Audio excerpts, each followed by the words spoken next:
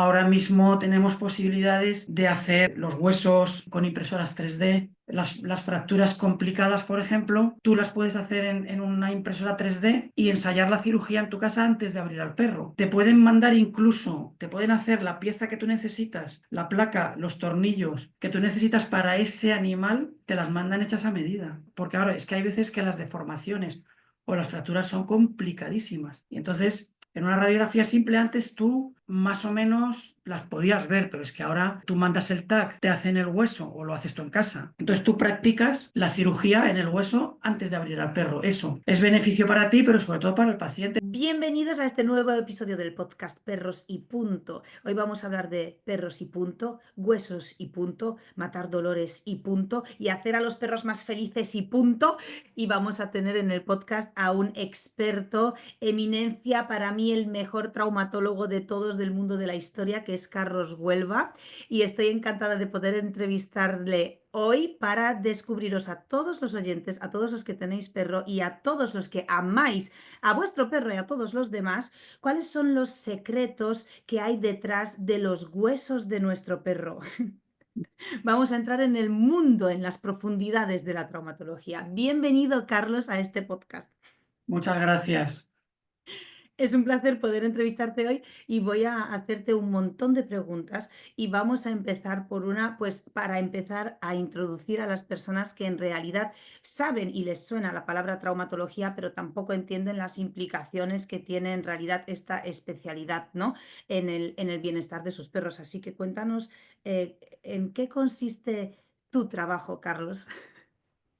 Bueno, yo el que está encantado de estar aquí soy yo. Te agradezco muchísimo que hayas pensado en mí. Bueno, con esta presentación que me has hecho ya no voy a saber ni qué decir, pero bueno, muchísimas gracias. Bueno, pues básicamente yo soy veterinario hace 32 años que terminé la carrera, pero bueno, más o menos hace unos 25 años que me dedico en exclusiva a la traumatología y a la ortopedia, pues con todo lo que conlleva lo que es traumatología y ortopedia de pequeños animales, claro, pues fracturas, lesiones articulares, problemas de malformaciones en el nacimiento, etcétera, etcétera, etcétera. Y una pregunta, porque cuando hablamos muchas veces de clínicas para pequeños animales o dentro del mundo de la veterinaria nos referimos a pequeños animales, ¿nos podrías definir un poco qué es eso? O sea, pequeños animales, porque claro, para nosotros los que no somos, digamos, veterinarios y no venimos de vuestro área, pues pequeños animales son lagartijas, yo qué sé, hormigas, ¿no? Bueno, sí. Y hay pequeños animales que no son lagartijas, pero bueno, también. No, bueno, a ver, básicamente los pequeños animales pues son los animales de compañía, ¿no? Antiguamente eran perros, gatos y los animales exóticos, como dices tú también, pájaros, roedores. Lo que pasa que, bueno, ya con la especialización, digamos que los animales exóticos se han separado un poco del concepto de pequeño animal como tal. Y hay clínicas especializadas en animales exóticos, aves, roedores, o sea, mamíferos tipo roedor, y luego sobre todo ya los reptiles y las serpientes, etcétera, etcétera, ya es otro tema, ¿no? Pero bueno, básicamente ahora mismo en Clínica de Pequeños Animales, sobre todo tratamos perros y gatos. Por lo tanto, lo contrario, digamos, no sé si se llamarían grandes animales, no sé cómo lo definís, pero entiendo que sería pues todo lo referente a vacas, cerdos más ganadería, ¿sí? Claro, ganadería, animales de abasto, caballos deportivos, caballos también para la alimentación, etcétera, etcétera. Vale, y me gusta mucho lo que nos cuentas sobre el tema del expertise, ¿no? Porque al final te quería preguntar, ¿en qué momento tú, como persona, en qué momento de tu vida decidiste que querías dedicarte a reparar huesos en este caso, ¿no? O sea, ¿fue una epifanía, fue un accidente o fue algo completamente por tu parte planificado y lo tenías Mm, claro? No, pues planificado nada, porque fue más bien un accidente, como tú dices, porque, a ver, yo en la facultad había estado en cirugía de tejidos blandos y había hecho muy poca trauma. También es verdad que, claro, hace 32 años La trauma en perros y gatos todavía era muy, muy desconocida en España. Había muy pocos profesionales todavía que se dedicaran a hacer traumatología a alto nivel aquí en España. Entonces, bueno, pues fue un poco hallazgo ocasional porque nada más abrir la clínica, a los pocos meses me entró una fractura, un perrito con una fractura. Y bueno, pues le operamos aquí, claro, pedí colaboración de un compañero mío que sí que hacía trauma por aquel entonces. Le dije que viniera a operarla aquí y me gustó muchísimo. Me gustó tanto que se me abrió la mente. Tuve como, como una aparición mariana y dije, esto es lo mío. Y a partir de ahí O sea, empecé. Pero vale, aquí es que somos muy morbosos, Carlos. Entonces te voy a preguntar por detalles. O Sí, sí, sea, cuando, perfecto. claro, cuando tú estás en una cirugía, porque a todo esto para que nuestra audiencia te conozca bien, o sea, no eres un traumatólogo al uso. Yo llevo 15 años trabajando con perros, como bien sabes, en la educación canina y a lo largo de estos años, pues me ha dado tiempo a colaborar con una grandísima, con un enorme número de profesionales en clínica.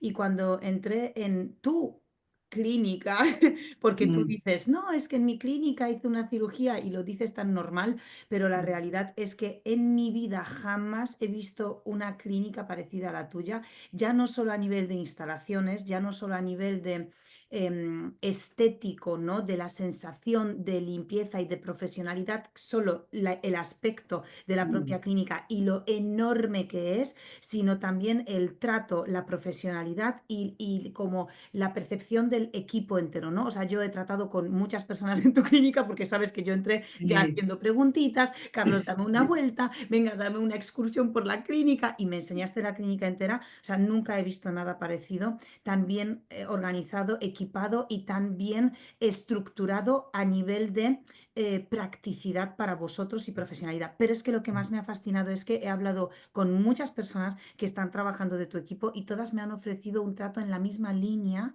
de no solo profesionalidad, sino cuidados y amabilidad.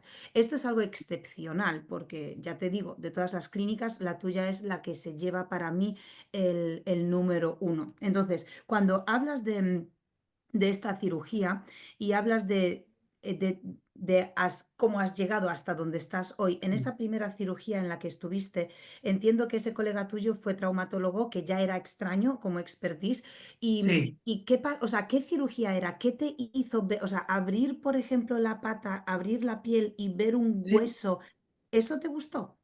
mucho, mucho porque, ya te digo, me pareció que yo era capaz de verlo. Eh, mm, es difícil de explicar, porque, a ver, Porque no te pasó cuando veías los tejidos blandos antes, no te pasó eso, ¿no? bueno, me gustaba, pero no me gustaba tanto, por lo visto, como cuando empecé a ver los huesos. O sea, a ver, hay una cosa en trauma que es la visión espacial y el bueno, hay gente que lo tenemos y gente que no lo tiene tanto. Entonces yo en ese momento me vi capaz de verlo y me gustó mucho la cirugía y entonces me empecé a formar. Y creo que no me confundí porque luego, bueno, pues el tiempo me ha ido dando la razón. Ha sido un camino largo y duro, pero bueno, muy reconfortante, la verdad. Es fascinante que cuentes esto porque muchas veces las personas tienen como muy claros los pasos, pero hay muchas veces que no es así. Y muchas personas dicen, hostias, me encanta lo que hago, pero no tengo claro cómo llegué aquí, tampoco tengo claro por Mm, qué me gusta tanto. Obviamente, algo cuanto mejor se nos da también, más nos gusta, ¿no? Pero claro, ¿por qué se nos da bien? Y aquí pues es interesante lo que comentas porque me viene a la cabeza Daniel Goleman con las inteligencias. Con las diferentes inteligencias, ¿no? Y entre ellas pues está la espacial, la emocional, la ujú, musical, tra, ta, ta, tra, ta, ta. Y claro, perfecto. claro, eso creo que sí que tiene que ver, ¿no? Al final que Mucho, encaja. mucho, mucho. Bueno, a ver, a mí, mal comparado, siempre me ha gustado mucho la carpintería. sea, yo era en el cole cuando era pequeñito incapaz de dibujar un árbol, pero me mandaban a hacer un chalet adosado con madera y tal, y yo era capaz de hacerlo. Entonces, ahí ya se me veía venir. ¡Wow! Y bueno, la verdad es que eso luego aplicado a la trauma tiene mucho que ver, porque en trauma es mucho carpintería. Sí, sí, sí, totalmente. Te digo mal comparado, pero bueno, somos los carpinteros No, creo que no. de la medicina. Me río mucho, pero cuando voy a mi dentista, que se llama Javi, siempre le digo eso, porque empieza igual que tú, empieza a mirarme la boca y los dientes y empieza, oh, porque aquí no sé qué, porque tal, porque... Y empieza como Mm, él mismo a hacer, y claro, cuando empieza a encajar las cosas y a arreglar las cosas, para mí la sensación es de hacer bricolaje. Dice, es que aquí tienes una total, pieza que no me llega para hacer esto, pues voy a hacer esto. Es, o sea, yo te entiendo, no me total, parece tan total. disparatado. Sí, sí. Y hablando de las especialidades, normalmente las personas no se plantean, o muchas sí, pero quiero decir, muchas personas no se plantean las diferentes áreas que existen en clínica, ¿no? En veterinaria en este caso. Mm, Y claro, habitualmente cuando tienes perro y no te paras a pensar cómo funcionan demasiado las cosas, tienes la sensación de que tu veterinario de barrio, el veterinario tuyo de confianza, cualquier cosa que le pase a tu perro, pues nada más entrar el perro, el veterinario ya lo tiene que saber, ¿no? Entonces, mm, muchas personas no se dan cuenta que hay veterinarios que son de medicina interna, que son aquellos pues que, como nuestros médicos de cabecera, que le llevamos al perro, observan los síntomas y según un poco la habilidad y esta inteligencia de otro estilo a la que comentas, pues ellos pueden percibir, vale, si más o menos los síntomas van por aquí, voy a hacer estas pruebas para descartar o confirmar, ¿no? Claro, estas claro, pruebas requieren hacerlas y que puede ser que estas que hemos hecho no nos lleven a ningún sitio y que luego las que sí nos lleven a algún sitio, estos nuestros veterinarios deriven a especialistas. Tú empezaste aquí hace más de 30 años. ¿Cómo fue el mundo de la veterinaria en cuestión a las especialidades cuando tú empezaste y cómo ha cambiado en relación a hoy? vamos, es que ha cambiado muchísimo. Es que ahora mismo el sector nuestro es un sector de especialidades. O sea, lo normal ahora es terminar la carrera y especializarte en algo. Cuando nosotros terminamos la carrera en el 1992, ya en el siglo pasado, que ese año, ¿sabes qué es cuando acabó todo? Las Olimpiadas, lo otro. Sí, sí. Eh, claro, lo raro era especializarte, porque lo normal es lo que tú cuentas, era un veterinario que tú tenías tu título y que tenías que saber hacerlo todo. ¿Qué ocurre? Que tocábamos muchos palos. También es verdad, claro, el acceso a la información, imagínate, esto ha ido evolucionando un poco, pues como ha ido evolucionando todo. El acceso a la información que teníamos nosotros era los dos libros que nos habíamos comprado, que nos podíamos haber comprado en la carrera, los que habíamos podido, y luego, pues, otros compañeros que nos ayudaban, que ya que tenían más experiencia que nosotros y que nos hacían el favor de que íbamos a su clínica y nos enseñaban y nos aconsejaban y nos resolvían los casos que nosotros no sabíamos. Vamos, yo me acuerdo de coger a los perros aquí y decir al dueño, me lo voy a llevar a la facultad. Como yo había estado interno en la facultad, tenía muchos amigos allí, profesores mayores que yo, que ya llevaban muchos años trabajando, pues yo me cogía al perro en mi coche, me lo llevaba a la facultad, o sea, lo que ahora haces con el teléfono móvil, en un segundo, y el dueño me decía, fenomenal, sí, sí, vamos, encantado, Claro, llévatelo. claro, Yo claro. me lo llevaba a la facultad al perro, me lo miraban allí, el especialista que allí había, y me decía, pues Carlos, este perro tiene esto. Porque claro, aquí no teníamos aparatos más que el aparato de rayos X y punto. No había aparatos de analítica, entonces allí en la facultad tenían todo. Pues así es como empezamos nosotros. Entonces, claro, ahora mismo el acceso a la información, las formaciones que hay, los cursos, etcétera, etcétera, son infinitos, Ya, incluso sin moverte de tu casa. Entonces, claro, ahora la facilidad de especializarte es mucho mayor que antes. Entonces, pues volviendo a la pregunta, al principio el especializarte era lo raro porque era muy complicado el poder especializarte. Muchos de los cursos eran fuera de España, tenías que viajar, era muy complicado, muy complicado. Entonces hacíamos lo que podíamos y nos íbamos especializando un poco más por nuestra cuenta que con cursos y con facilidades del acceso a la información. Entonces sí que es verdad que ahora mismo lo que se lleva es más el especializarte en algo que es lo que más te gusta. Oye, a ver que la medicina interna es una especialidad Sí, sí, claro.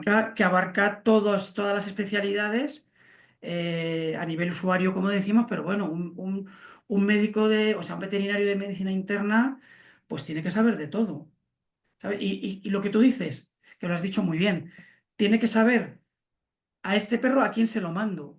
Claro. Porque yo creo que tiene un problema endocrino, o tiene un problema de piel, o tiene un problema de trauma, o tiene un problema de neurológico. Entonces, eso, tanto el veterinario de urgencias como el de medicina interna, pues tiene que saberlo.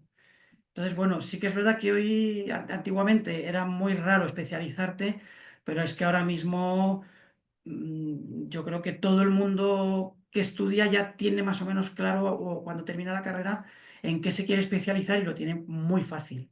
Y o sea, tú en la clínica, porque en la clínica vosotros os especializáis específicamente en traumatología o eres tú el experto y en la clínica también tocáis otras especialidades. No, aquí en la clínica tenemos prácticamente un especialista de cada cosa, o sea, de cada especialidad, valga la redundancia.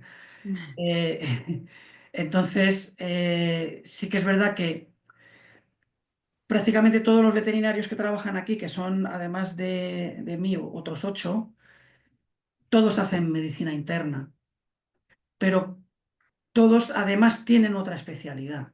O incluso hay algunos que tienen dos especialidades, aparte de la medicina interna. Oh. Sí, si el más raro soy yo, que yo hice medicina interna los 2 primeros años. Luego me dediqué a esto y me absorbió de tal manera que ya no sé hacer otra cosa. Yo ya no soy veterinario, como digo, soy carpintero. Volvemos otra vez al inicio. Entonces, sí que aquí en la clínica tenemos un especialista de cada especialidad, que se han ido especializando, pues como hemos dicho antes, pues con cursos, formación, en fin. Y la verdad es que mis chicos y mis chicas son bastante buenos. No tengo queja. Bueno, yo eso lo corroboro 100%, ya sabes, porque soy fan de la clínica. Por cierto, que es la Clínica Sur, que a todos los que nos estáis escuchando en la descripción del podcast os dejo los datos de la clínica, pues no solo, por supuesto, para los que sois de Madrid, porque esto, Carlos, fíjate, vale, hablando ahora de esto, porque sé que la gente cuando empezamos a hablar, a mí me pasa, cuando empiezo a escuchar a un experto hablar sobre algo, me engancho y si me gusta, yo quiero, no quiero, pero yo quiero seguir, ¿no? A estas personas. Pero ahora que lo pienso, claro, yo me acuerdo, a nosotros muchas veces nos llaman personas que nosotros estamos en la zona de Madrid, ¿no? Tú en el sur, nosotros en el norte, y a nosotros muchas veces nos llaman con casos derivados, pero nos llaman de otras ciudades de lejos. De hecho, yo he tenido en casa en adiestramiento perros de Irlanda, por supuesto, perros de todas las ciudades de España que han venido a mi casa y que las personas me los han traído a mi casa. Luego, quería preguntarte si esto también es típico en vosotros, ¿no? Porque, claro, entiendo. Sí, Sí. sí. ¿De dónde te vienen los perros? A mí de todas partes de España, alguno de Portugal, Oh, alguno de Reino Unido también me ha venido. Sí, a ver, casos excepcionales, claro. por Pero vamos, supuesto. de lo que es la península, incluso alguno de Canarias, sí me han venido, sí me han venido. Wow. Y vale, Pero ahora. tanto a mí como al resto de los especialistas de aquí del centro, ¿vale? Es que les llegan casos. Tanto, a ver, nosotros trabajamos mucho lo que yo siempre digo, las 3 Rs, que son remitidos por otros compañeros, recomendados por gente o que ya has operado a su perro o has tratado a su perro o a su gato, o que tienen noticia tuya o que te recomienda, pues eso, gente que ya ha tenido contacto contigo. Y luego el tercero, que son los rebotados, que es una palabra fea, pero no quiere decir que es que vengan rebotados, enfadados, sino que vienen pues a pedir segunda, tercera, incluso a veces cuarta opinión, que es muy sano, ¿vale? Pero Buah, eso me encanta, Carlos, porque es que eso hace 30 años no se hacía en absoluto. De hecho, ni siquiera se planteaba que se podría hacer. De hecho, y no solo por parte de los clientes, de nosotros, de tus clientes, ¿no? Porque no tenías como, no sabías que existía la posibilidad de poder viajar y cambiarte, o sea, que no era tan común. A lo mejor la gente lo hacía, pero no con tanta frecuencia como ahora. Sin embargo, también también es para vosotros mismos, porque antes el mundo en general del perro es muy competitivo, ¿no? Aquí hay una lucha mm, de egos tremenda y esto dificulta mucho, pues, lo que dices tú, ¿no? mm, Esas colaboraciones. Ahora es distinto porque la gente también tiene una mentalidad y una educación distinta y entienden que colaborar es en son de mejorar y luego juntarte con perfecto. los mejores te hace mejor a ti. Pero antes no era así. Entonces entiendo que ahora tenéis más facilidades de colaborar, ¿no? Que antes también. Sí, claro. Bueno, a ver, sigue lo de los egos y esto sigue ocurriendo, ¿eh? Cada vez menos, pero sí que es verdad que lo que tú dices, yo siempre he estado muy dispuesto a colaborar con todo el mundo porque el colaborar para que la cosa mejore, para que el caso que me consultan mejore y al final el paciente, que es lo que nos importa, tenga una buena solución, hace que la profesión aumente de nivel y aumente de calidad. Y eso al final te va a repercutir a ti, quieras o no. Y eso estoy muy de acuerdo con lo que has dicho. Y claro, a ver, ahora mismo, a ver, yo es que no solamente trato perros físicamente, yo colaboro con muchos compañeros que me consultan casos por correo electrónico, por videollamada, porque es que la facilidad que hay ahora de comunicarte Ah, es que es inmediata, o sea, es que es una cosa que yo hace 30 años, si me lo cuentan, no me lo creo. Entonces, he llegado a asistir a compañeros que están operando un perro en otra parte del mundo, sí, sí, porque otro compañero les ha consultado alguna otra cosa. Y entonces me han llamado en el momento, oye, que estoy operando a este perro, que mira lo que me pasa, ¿tú qué harías? Y por videollamada yo ah. les he llegado a asistir. Bueno, es que eso es una pasada, o sea, y eso es una satisfacción. Y entonces, claro, lo que tú dices, la facilidad que tenemos ahora de comunicarnos en el momento para solucionar los problemas es fantástica.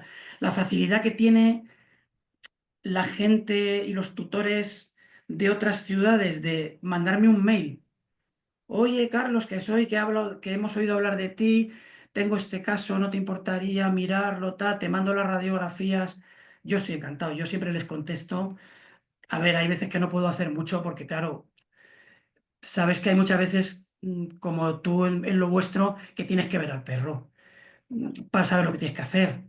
Entonces, pero bueno, muchas veces ya solo con las radiografías yo les puedo orientar o les puedo dar simplemente mi opinión, porque yo lo que hago es dar mi opinión, que es igual de válida o igual de no válida que la de cualquier otro. Pero al final, bueno, la gente ahora mismo tiene mucha facilidad y, hombre, sí que es verdad que van las cosas muy rápido y es una gozada. O sea, a mí eso me encanta. ¿Cuál es el avance tecnológico o técnico en traumatología en concreto, veterinaria, que más te haya sorprendido en estos últimos años? Uf, muchas cosas. Por favor, cuéntanos Muchas, muchas. Bueno, pues a varias. ver, el diagnóstico por la imagen, por ejemplo, ¿En qué pues ahora consiste eso? pues a ver, cuando yo empecé, ya tener un aparato de rayos X era, vamos, Ujú. el no va más. Claro, los aparatos de rayos X que había, pues bueno, dejaba mucho que desear. Ahora mismo la radiología que tenemos, los TACs, las resonancias magnéticas, es que nos ayudan muchísimo, muchísimo al diagnóstico y luego a diseñar los tratamientos posibles. Ahora mismo tenemos posibilidades de hacer las piezas, los huesos en 3D, con impresoras 3D, las fracturas complicadas, por ejemplo, tú las puedes hacer en una impresora 3D y ensayar la cirugía en tu casa antes de abrir al perro. Venga. Te pueden mandar incluso, te pueden hacer la pieza que tú necesitas, la placa, los tornillos que tú necesitas para ese animal, te las mandan hechas a medida. Te mandan las guías para que tú hagas, o sea, para que tú hagas el corte perfecto en el hueso, porque ahora es que hay veces que las deformaciones o las fracturas son complicadísimas. Y entonces, en una radiografía simple antes tú más o menos las podías ver, pero es que ahora tú mandas el TAC, te hacen el hueso o lo haces tú en casa, eh, eh, te lo mandan.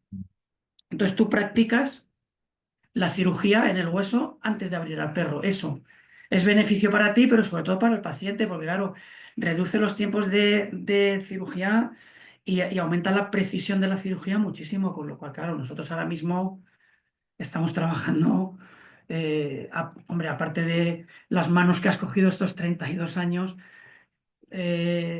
bueno, que eso también vale, eh, Mucho. pero esto te facilita muchísimo el trabajo. Y bueno, y luego ya, pues las terapias regenerativas, ya ni te cuento, los factores de crecimiento, las células madre, estamos reparando tendones mm, que se reparan con muchísima más facilidad, con muchísima más rapidez, con los factores de crecimiento, las células madre, etcétera, etcétera.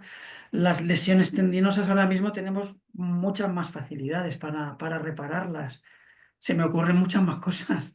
Pero es que, claro, es que además la evolución es ya en crecimiento exponencial, porque cada vez va la cosa más deprisa y cada vez las facilidades que tenemos son mucho mayores. ¿Cuál es el avance tecnológico que em, más esperas? O sea, que aún no está como, aún no ha salido, pero es como que tú ya sabes que se está cociendo, que hay pruebas y estás esperando como que por fin se dé con la tecla. ¿Cuál es? Qué buena pregunta, qué buena pregunta. Pues en general la sustitución de miembros y de articulaciones, porque, a ver, ahora mismo sí está funcionando muy bien, por ejemplo, la prótesis de cadera, que ya llevamos 20 años implantándola. Está empezando a funcionar un poco la prótesis parcial de rodilla y tenemos un poco ahí una espinita en la prótesis de codo.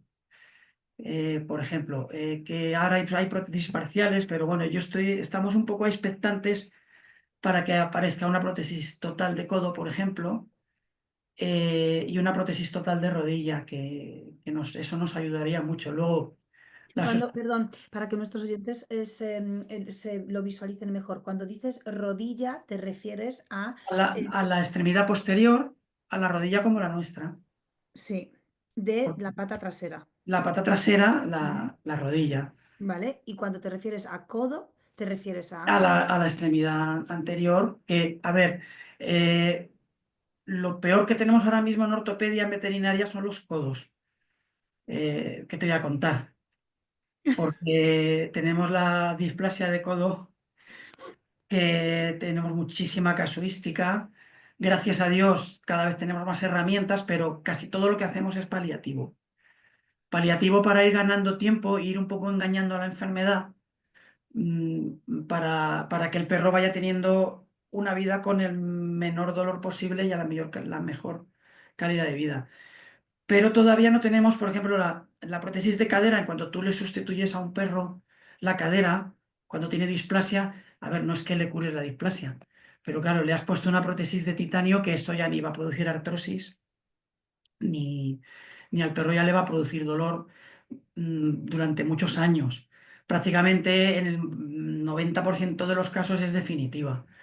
¿Sabes? Luego sí que puede dar problemas a lo largo de la vida del perro, pero bueno, realmente el dolor desaparece desde el minuto uno. Eso en el codo todavía no lo tenemos, por ejemplo, y en la rodilla la prótesis total tampoco. Entonces, bueno, eso es lo que estamos un poco ahí expectantes a ver si alguien ya nos fabrica una prótesis de codo y de rodilla que funcione. Y luego el sustituir las extremidades cuando no te queda más remedio que amputarlas, pues bueno, ya hay endoexoprótesis que están funcionando, pero todavía no están funcionando del todo como quisiéramos. Entonces, bueno, eso es un poco lo que estamos ahí esperando. La espera que surja. Pues esto es interesante porque significa que se está avanzando en estos campos, ¿no? Que hay esperanza, porque Sí. efectivamente, como nos comentas, claro, tú como traumatólogo también recibes casos en concreto enfocados a problemas con los huesos, ¿no? Entonces, en este aspecto te quería preguntar si cómo tú ves ahora mismo la actualidad de nuestros perros. Si ves que tenemos más problemas ortopédicos en perros por el tipo de vida que llevan, quizá por las mezclas genéticas que también estamos haciendo últimamente, quizá tiene gran importancia también la alimentación que les damos. O sea, a lo mejor nos puedes hablar sobre los motivos, pero hay muchas veces que los motivos no se conocen, pero sí los resultados. Y quería preguntarte si ves que hay algún, o sea, como algún porcentaje de problemas que está aumentando últimamente, algún tipo de problemas específicos, como por ejemplo, pues sabemos que hay mucha displasia, ¿no? Bueno, evidentemente, pues como has comentado antes, tenemos un labrador, Magneto, que de hecho le conoce media España, un Mm. empollón, tremendo perro, el mejor que hemos hecho, que hemos tenido hasta hoy. Tiene displasia de codos delanteros, muy complicada y muy avanzada, que interveniste hace unas semanas y estuvo en cirugía contigo el perro. Está mejor, está entrenando. Ya estoy subiendo a Instagram los entrenamientos que le metemos en una cinta de andar a paso lento con una pequeña inclinación en una cuesta para que se esté recuperando y en la cinta ya, ya no cojea, ¿no? Pero poco a Qué poco bien. va por días, pero bueno, como tú has dicho, pues estamos eliminando síntomas. Entonces, ¿cuáles son los, digamos, estadísticamente, lo que te llega a la clínica? ¿Qué tipo de patologías se han incrementado en estos tiempos, en la actualidad? Bueno, prácticamente llevamos unos años muy parecidos. Tampoco notamos que haya mucho incremento. Estamos pagando mucho, pues todo, lo que has dicho perfectamente, las mezclas que se hicieron hace ya 30, 40, incluso 50 años, Ujú, pues cuando se hicieron las razas, cuando hubo empezó a haber tantísima demanda de razas puras, etcétera, etcétera. Entonces aquí sí que estamos pagando esto, porque claro, ahí sí que no había control de padres, madres, abuelos, etcétera. Entonces, claro, se mezclaron unos con otros y eso lo estamos pagando ahora, pero ya lo estamos pagando hace muchos años. Entonces, yo realmente tampoco he notado mucho aumento de nada en especial, porque también es verdad que el ritmo que llevamos aquí es tremendo. Ya no te digo aquí en mi centro, sino en todo Madrid. Prácticamente prácticamente en toda España, porque yo con todos los compañeros que hablo, pues más o menos tenemos la misma casuística, prácticamente todos los que estamos a un nivel de trauma casi exclusivo. Entonces, sí que vemos muchísima displasia de codo. De cadera es que yo creo que he visto displasia de cadera desde que prácticamente empecé con esto hace 30 años. ¿y en qué razas? Pues, a ver, la displasia de cadera realmente es que es en todas las razas. Anda. En todas, sí, sí, sí. Claro, ¿qué ocurre? Que como hay muchos labradores y muchos golden, y entonces, claro, en los que más vemos es en estos, porque es Y que en el pastor alemán. y en pastor alemán también. Entonces, sí que es verdad que ahora, por ejemplo, claro, Rottweiler, cuando yo abrí la clínica, es que el Rottweiler estaba tan de moda que no había día que no entrara un cachorro de Rottweiler por la puerta. No, esto es verdadero. Claro, en aquella época operábamos displasias de Rottweiler mogollón. Ahora no hay tantos, Anda. ahora hay menos. No es que No es, haya menos no es que haya displasia en menos Rottweiler, es que hay menos Rottweilers. Claro, justo. claro, es que va un poco como por modas. Sí que es verdad que el labrador, el golden, es que son perros que no me extraña que estén de moda siempre. Entonces, claro, sí que operamos más de labradores, pero o sea, realmente no hemos notado que haya un aumento en sí. Pues igual te digo, luxación de rótula, o sea, todas las enfermedades hereditarias se han dado siempre y siempre las vamos a tener. Y sí que es verdad que va a ser muy difícil, sí que es verdad que ya los criadores ya se lo han tomado más en serio, ya llevan unos años tomándoselo más en serio, afortunadamente. Y ahora con el control que hay además de la venta y todo esto, pues sí que es verdad que probablemente dentro de unos años se empiece a notar un poco la bajada, no lo sé, no Ojalá, sé. ¿no? Claro, Ojalá, ojalá. Y entonces, pero vamos, esto yo creo que lo vamos a tener. Yo para me voy mucho a tiempo. jubilar, creo, con las mismas cifras. Y para la gente que no sabe lo que es la displasia, ¿nos podrías explicar en qué consiste, qué es esta patología? Sí, pues básicamente displasia significa malformación durante el crecimiento. Es decir, un perro no nace con displasia, porque habitualmente o sea, es una enfermedad hereditaria que no congénita. O sea, la diferencia es, por explicarlo así brevemente, congénito es cuando tú ya naces con la enfermedad, es decir, me falta un dedo. Eso es una enfermedad congénita. Hereditario es que tú tienes unos genes que heredas que van a hacer que durante tu crecimiento desarrolles esa enfermedad. Es decir, por ejemplo, un perro cuando nace no tiene la cadera formada, no puede tener displasia de cadera. Bueno, o sea, no puede tener una cadera displásica porque no tiene cadera. ¿Qué ocurre? Que durante el crecimiento esa cadera o ese codo se tiene que ir formando de una manera que al final la articulación se forme adecuadamente. Pues hay unos genes dedicados a que esto no ocurra así. Y esos son los genes de la displasia. Pues ¿qué hacen? O que el acetábulo, que es donde tiene que ir la cadera. Mira, tengo aquí una cadera. Vale, para todas las personas que nos están escuchando en Esto, podcast, podéis ir a ver este vídeo en YouTube para ver la cadera. esto no estaba preparado. Bueno, pues veis que esto es una cadera en la que veis que la cabeza femoral tiene que ir perfectamente acoplada al acetábulo, que es el hueco que tiene la cadera para que esto funcione bien. Pues, ¿qué ocurre? Que la displasia es esto. Esto es una cadera mal formada, pues porque en este caso la cabeza femoral se ha formado mal, se ha formado de una forma anómala, y entonces, claro, al final el roce ha hecho que se forme pues toda esta artrosis que veis aquí. O sea que la artrosis de cadera aparece en el hueso de la cadera y no en el hueso de la pata, ¿no? En las dos partes. Ajá, vale. La artrosis es la consecuencia de que una cadera esté mal formada. O sea, la artrosis nunca es la enfermedad. O sea, la artrosis es siempre una consecuencia de una enfermedad articular, del tipo que Ujú. sea. Hereditaria, inmune, inmunomediada, inflamatoria, postraumática, etcétera, etcétera.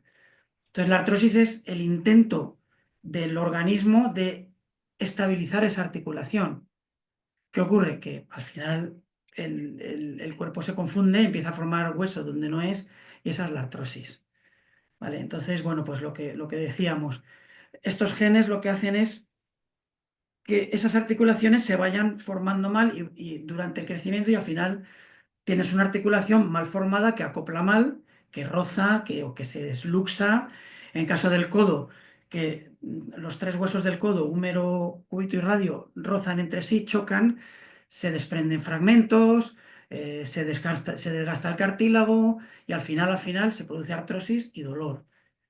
Y Y sobre todo esto es la dolor. O sea que, displasia. claro, Claro, o sea, la enfermedad es la displasia, la artrosis es la consecuencia y la sintomatología al final que afecta a ese nuestros perros dolor. es el dolor, ¿no? Claro, Dolor que impide movimiento libre, que los perros se muevan con libertad porque al final se ven limitados.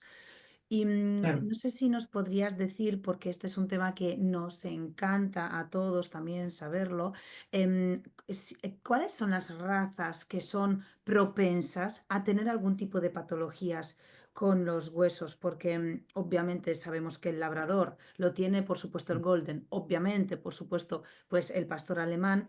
Y a lo largo de estos años, y esto ya es solo experiencia personal, pero bueno, por dar más datos, ¿no? A lo largo de los años yo he trabajado con muchos Westies en este caso y me he Mm, dado cuenta que los Westies tienen una movida en las patas traseras, mm. en el, ¿cómo se llama? En el corvejón, sí, en el En, tarso. eso es, en el corvejón, que las patas de atrás las luxan, ¿no? O sea, como que Sí, las giran. sí. ¿Qué ocurre aquí y qué más razas son propensas a este tipo de patologías? Pues mira, la displasia de cadera, a ver, displasia en general, las razas más propensas son, en resumen, las razas de perros, las razas de perros grandes, sobre todo de crecimiento rápido. Eh, eh, Displasia de cadera, desgraciadamente, yo ya he operado hasta en gatos.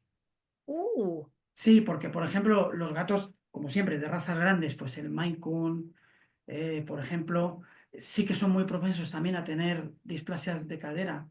No, hombre, no es lo más habitual. Quiero decir que pues, a lo mejor he operado 50 gatos en toda mi vida de displasia de cadera, pero bueno, a ver, que he el operado. número. Sí, sí. Uy, qué número más pequeño, Carlos? Sí, no No, son bueno, es muchos. que de perros ya perdí la cuenta de muchos años. Las displasias que habremos operado, madre mía, es tremendo, es tremendo.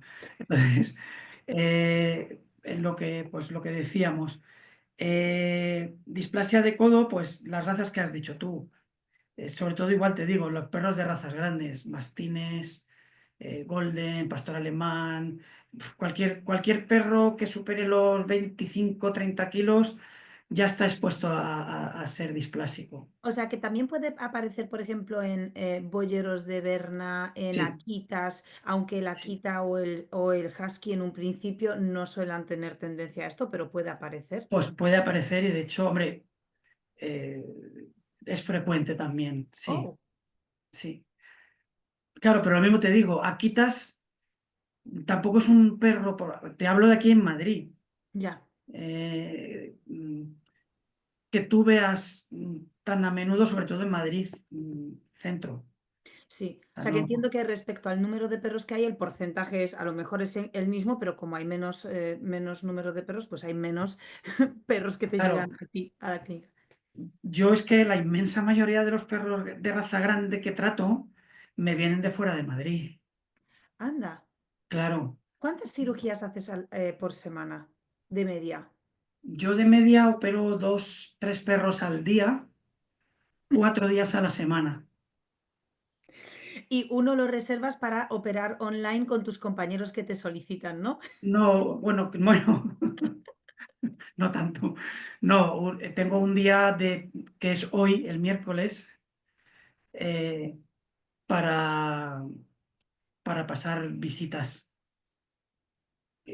O sea, que estoy de 9 a 5 solo pasando visitas. Consultas, pues eso, revisiones, consultas de primera visita, Claro. porque el tema de los compañeros es donde me pillan. A veces me pillan que estoy en Egipto viendo la Gran Pirámide y recibo una llamada, Carlos, ¿qué harías tú con este perro? Y tú, wifi, wifi, Sí, necesito. sí, wifi, wifi, por favor. Sí, sí. Y entonces me conecto donde sea. No, ya procuro yo comprarme tarjetitas de esas de wifi y tal y cual para estar siempre conectado. No puedo dejarlo nunca. Y no, pero luego al final pasamos ratos agradables y echamos unas risas, hombre, y merece la pena. Sí, porque además cuando sé que eres un apasionado de tu trabajo, de hecho cuando yo fui a la consulta contigo, que fue una consulta rápida, porque en realidad yo fui, bueno, ya sabes que yo tengo una veterinaria estupenda y maravillosa, que aparte es mi mejor amiga, Susana, y ella Sí, o sea, es cuadriculada al detalle, ella sabía ella me derivó a ti y mm, ella es como... Carlos es el mejor, Anika? No des la nota, compórtate en la consulta, dale todo esto y no le interrumpas cuando te explica cosas, ¿no? Susana me estaba así como entrenando para ir a la visita contigo. Y claro, no le hice ni puto caso, obviamente, ya lo sabes. Y me senté contigo, claro, y Claro. fue fascinante la forma en la que abarcaste el caso de Magneto, o sea, a la hora de gestionarme a mí, ojo con esto, ¿no? Porque al final me llama mucho la atención de los profesionales como tú, que nosotros formamos personas que quieren ser educadores cañinos, también ponemos en la formación especial hincapié a que tu trabajo es que ese perro sea feliz y Mm. esto muchas veces pasa porque sepas con prioridad tratar al humano antes que al perro. Porque el perro es tu expertise, tú te vas a poner con el perro y no tienes que pensar, al final te sale fluido. Pero el humano no es tu expertise y ahí tienes que pensar, tienes que formarte, tienes que saber tratar con esa persona, ¿no?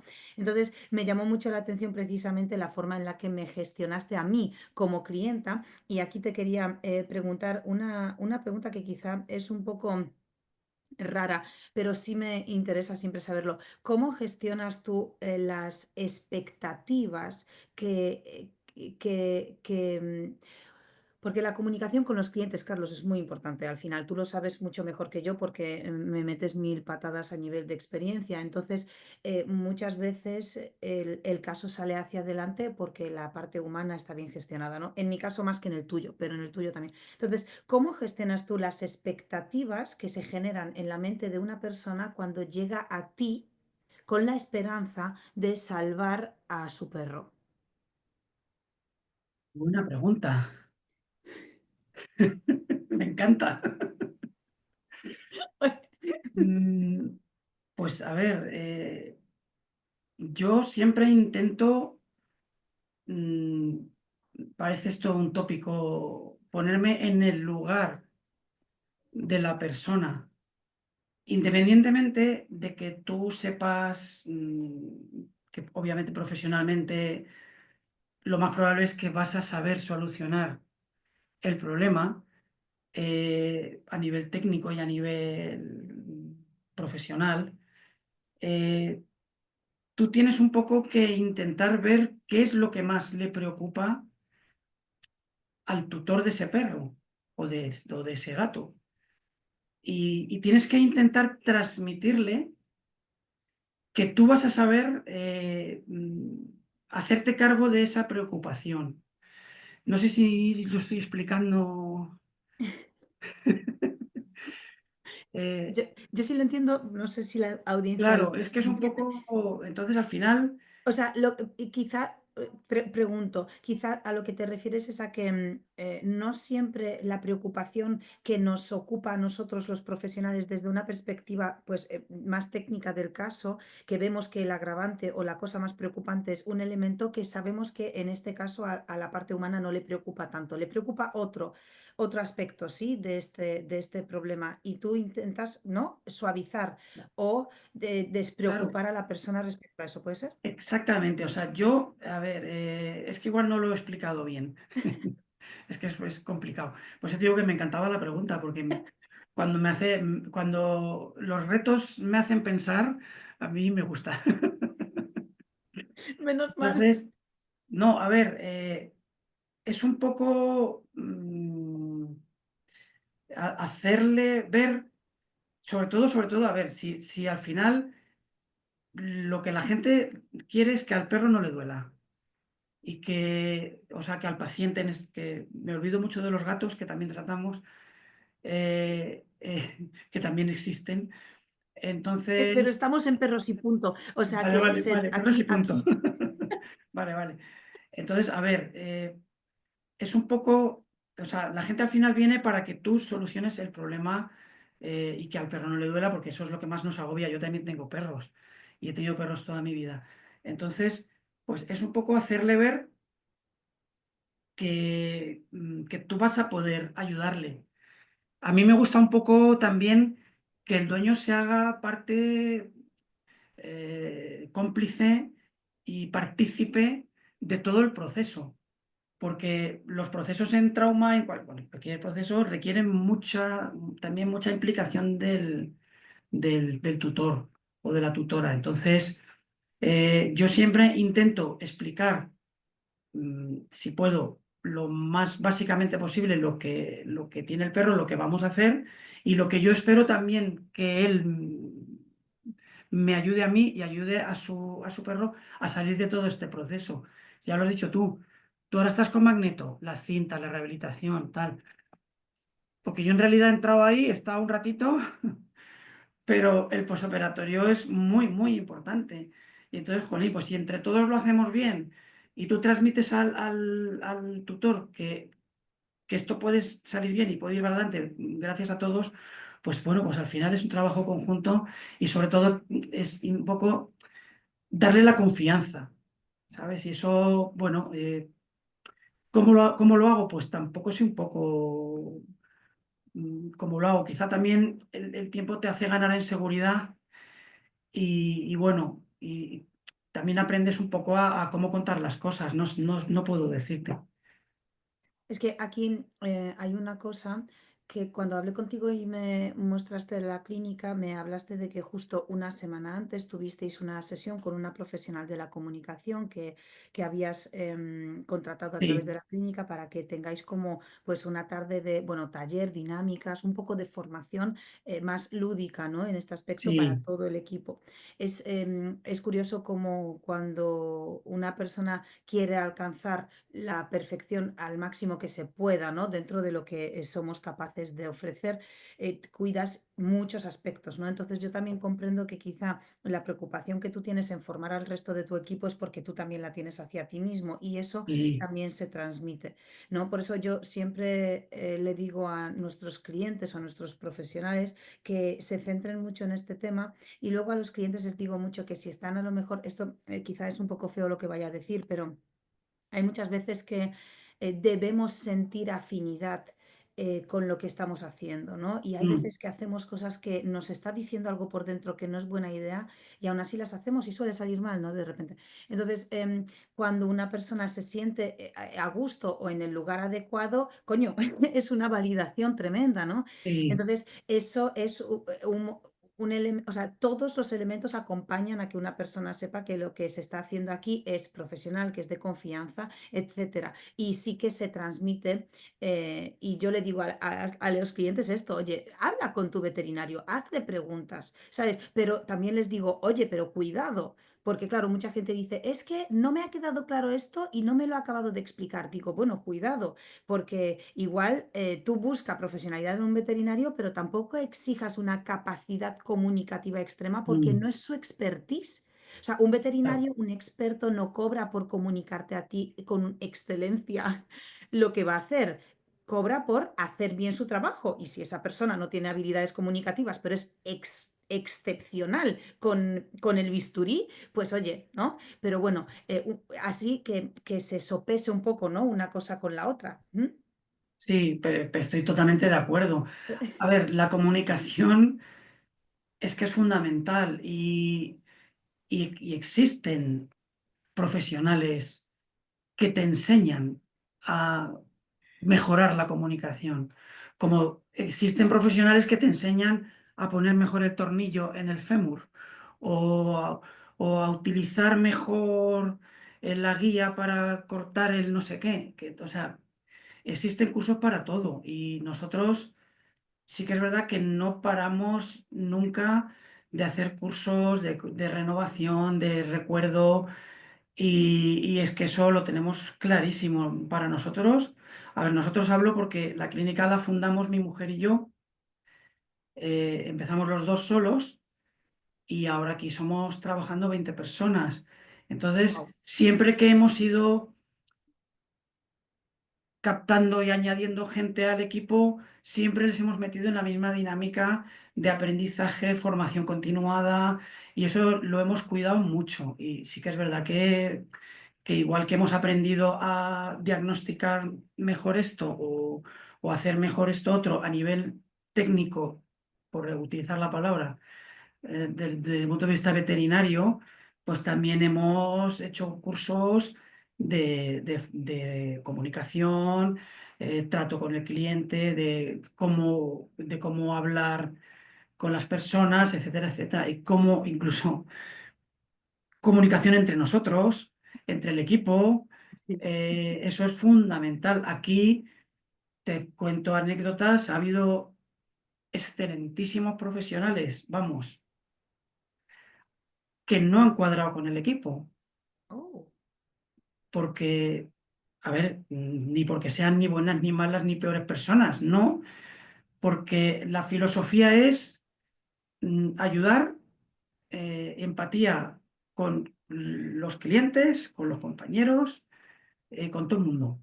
Y, y eso hay gente pues que no lo, bueno, que no lo lleva bien y que no lo comprende, aunque sea el mejor cirujano de tal o el mejor endocrinólogo de tal y cual, pues hay gente que, pues que no ha cuadrado con el equipo. Y luego gente que a lo mejor no ha venido tan bien formada porque acaban de terminar la carrera o llevan poco tiempo ejerciendo.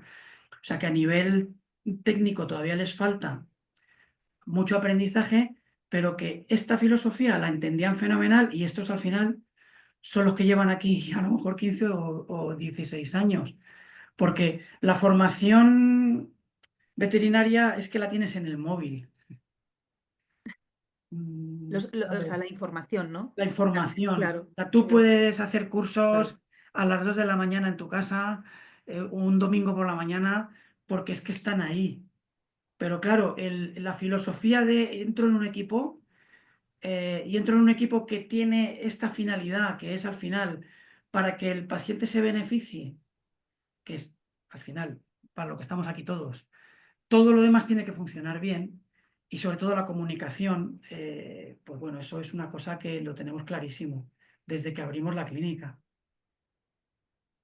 Qué importante es eso y a la vez hace que las personas que vayan a trabajar estén felices, motivadas con su trabajo y Mm, eso se transmite todos los días en cualquier área, o sea, en cualquier contexto, ¿no? En el que se mm, exponga esa persona. Da igual que sea por teléfono, hablando entre compañeros, haciéndoles sentir bien a los demás y mm, sintiéndose ellos bien, porque cuántas personas no son felices en su trabajo, tú muchas veces vas y a que te atienda alguien o que te dé un servicio y no estás recibiendo pues un trato amable, probablemente por eso o porque tenga un mal día. Puede ser por muchas cosas, pero es verdad que el hecho de que la gente esté a gusto en equipo mejora el mm. trabajo de todos y por lo tanto el servicio que se ofrece al cliente.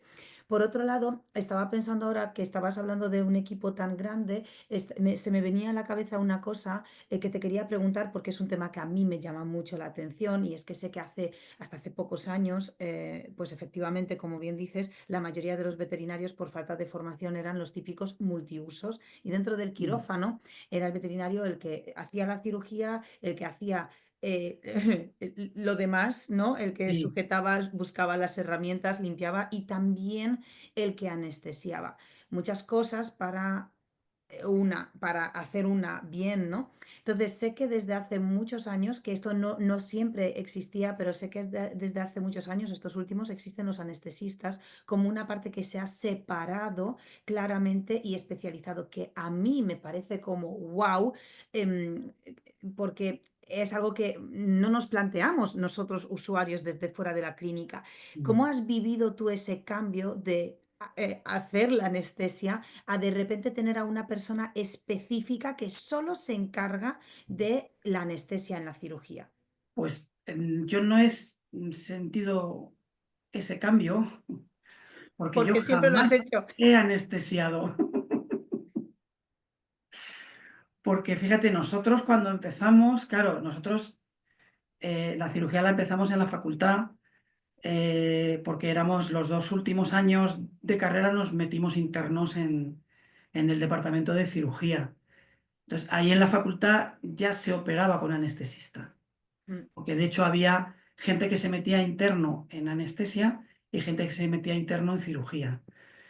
Y es donde más o menos empezamos a hacer nuestros primeros pinitos y empezar a manejar un poco las cirugías. Cuando nosotros abrimos la clínica, claro, yo no sabía anestesiar un perro. De hecho, sigo sin saberlo. Sigo sin saber anestesiar un perro. Entonces, ¿qué ocurre? Que nosotros cuando operábamos, que claro, cuando abrimos la clínica teníamos cirugía un día o 2 a la semana como mucho, pues llamábamos a uno de nuestros compañeros o compañeras que habían estado internos con nosotros en la facultad, pues cuando salimos de la carrera, ellos se dedicaban a ir a anestesiar a los que no montaron clínica, claro, se dedicaban a ir anestesiando a perros y a gatos en otras clínicas. Entonces nosotros siempre hemos llamado a un anestesista porque, aparte de que ni idea de anestesiar un perro, considerábamos que cuando tú estás en anestesia, digo, perdón, en cirugía, tienes que tener los cinco sentidos en la cirugía, por muy simple que sea. Y tú tienes que tener una persona que vigile si al paciente le va a pasar algo durante la anestesia. Entonces yo no me siento capaz de, ni aunque supiera anestesiar a un perro, no me siento capaz. Además, yo reconozco lo que decís las chicas, que no sabemos hacer dos cosas a la vez, yo lo reconozco. Además, yo cuando me concentro en una cosa, es que soy incapaz de nada más. Y claro, nos daba mucho reparo entonces siempre hemos anestesiado, pero sí que es verdad que como el resto de las especialidades, vamos, los anestesistas que hay ahora es que son tremendos, de buenos, de todo lo que saben, igual te digo, los equipos de anestesia que hay ahora es que no tienen nada que ver, vamos, es que te cantan todo lo que le está pasando al animal al segundo. El anestesista puede corregir, le baja la temperatura, le sube el no sé qué, le ha bajado el no sé cuántos. Espera un momento que le duele. Claro, Eso me eso es flipa. fantástico. Sí, eso, o sea, eso me fascina. Por eso el mundo de, por eso esa especialidad a mí es la que más me llama la atención. Estuve en varias cirugías y claro, pues la preguntitas, ¿no? Entonces estoy en una cirugía, o sea, yo como invitada, quiero decir, Ujú, no hago nada, por supuesto no toco, pero hago preguntitas. Entonces, claro, ujú, pues veo claro. al anestesista. Entonces, claro, yo, pero escucha, ¿y ahora qué está? Y ahora no. Entonces, claro, cuando el anestesista me estaba diciendo, fíjate, ahora el perro, como vamos a hacer la incisión en este sitio, va a haber un pico de dolor, entonces yo aumento un poco, calculando cuándo va a haber el efecto, luego disminuyo. O sea, claro, yo desde mi inocencia decía, "Pua, esto es un chute de droguitas buenas, ¿no? Te dejan allí con tu viaje, que tal, y ya Mm, te despiertan", porque yo he estado muchas veces en hospital, más de las que me gustaría, y me han anestesiado un vaya, montón. Entonces, eso para mí, en mi experiencia, es como, estoy allí, de repente me despierto y ya ha acabado todo, ¿no? A lo mejor han pasado 5 o 6 horas. Pero claro, cuando lo veían los perros, digo, hostias, qué interesante que esto no es chutar anestesia, el efecto dura y ya el perro se despierta. No, es un control que varía permanentemente, todo el sí, rato sí, durante la cirugía, total. según lo que tú haces. Ah, espera, esto me lleva a la siguiente pregunta, Carlos. Espera, Sí, espera. Ay, sí. que,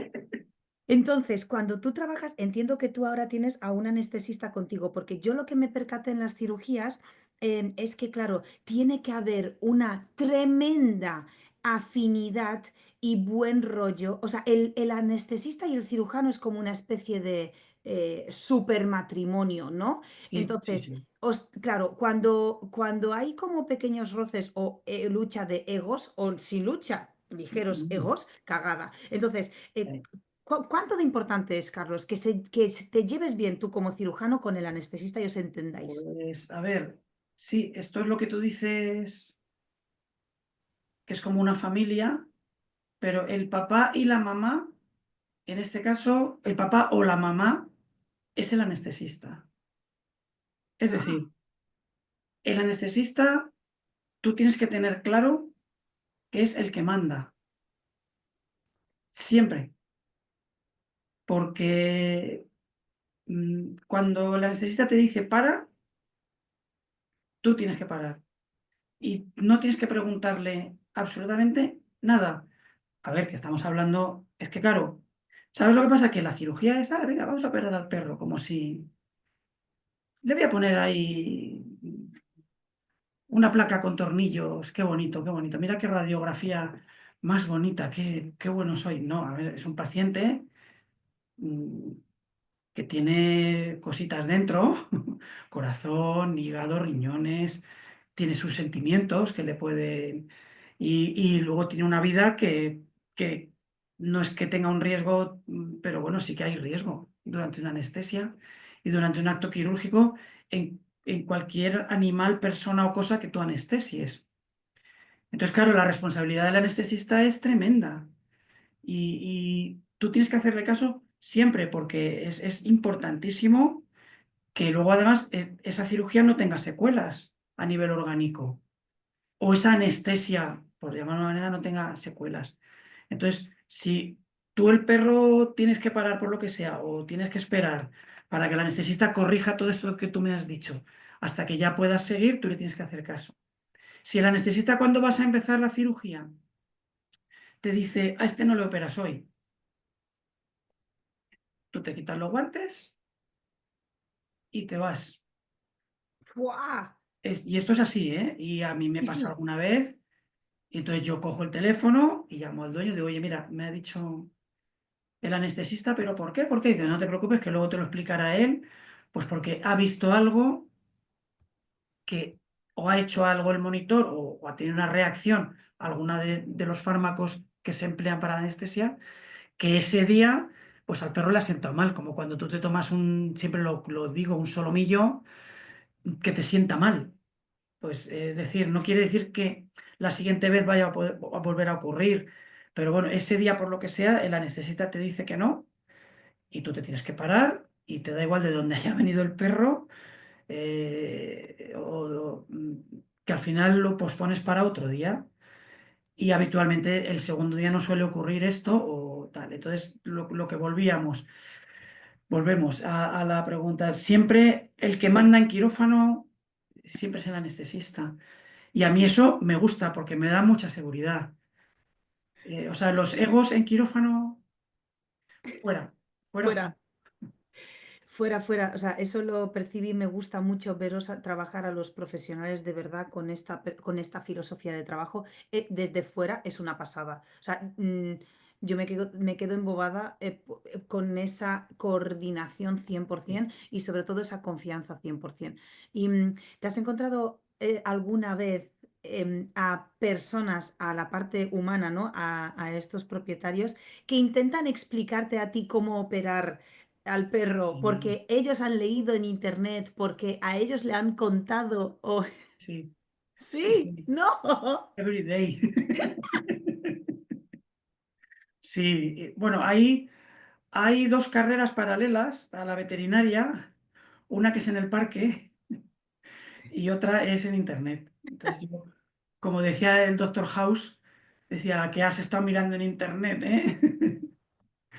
Entonces, a ver, bueno, por una parte eso nos beneficia porque estamos muy visibles y la gente ya sabe a lo que viene y la información, bueno, ya nos facilita mucho las cosas, pero claro, por otra, pues hay veces pues que no. Pero eso hay que al final darle un poco la vuelta y hacer que se convierta en una anécdota. Y ya está. Y decirle al propietario, mira, pues esto, pues a veces que tienen razón. Y decir, pues mira, pues sí, se puede hacer de esta manera, pero yo esto lo he probado y no me ha ido tan bien como lo que yo hago. Yo hago esto porque yo lo llevo haciendo muchos años y a mí esto es lo que me va bien. Y luego hay otras veces que le dice, pues mira, es que esto que te han contado o esto que has mirado tú es que es para otra cosa. Mira, yo te lo explico. No pasa nada. Si para eso estamos, ¿para qué estamos? Para hablar. Y al final yo cuando meto al perro en quirófano siempre les digo, mira, tengo que estar convencido yo de meter al perro en quirófano, pero sobre todo tienes que estar convencido tú. Ya. Porque una cirugía tiene riesgos de complicarse y tú tienes que estar convencido de que tú has metido al perro en cirugía mm, con las mejores expectativas. Entonces, a mí me gusta que la gente entienda lo que le vamos a hacer al animal. Y entonces ya te digo que esto que me comentas sí es muy curioso porque nos pasa mucho, pero no a mí, a todos los especialistas.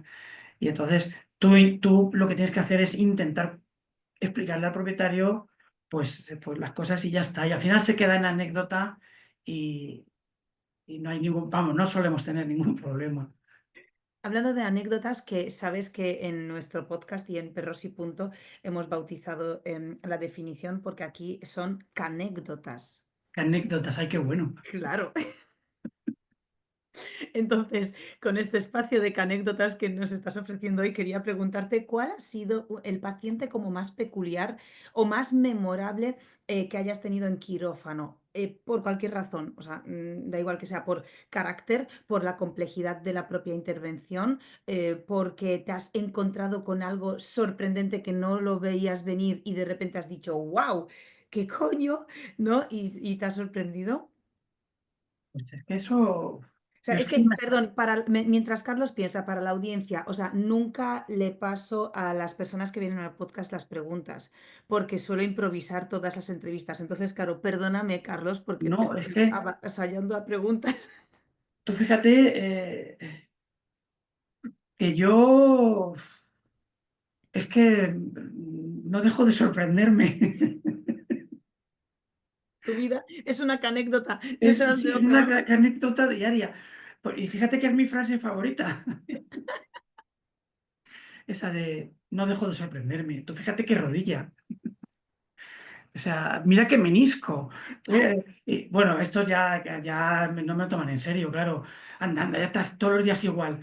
Porque, hombre, hemos tenido retos de perros que han venido, a lo mejor, que han sido intervenidos varias veces y al final hemos conseguido sacarlos adelante por lo que decimos siempre, por tanto nuestro trabajo como el trabajo luego de los propietarios, que son a lo mejor de meses, curando al perro, trayéndolo a curas, en fin.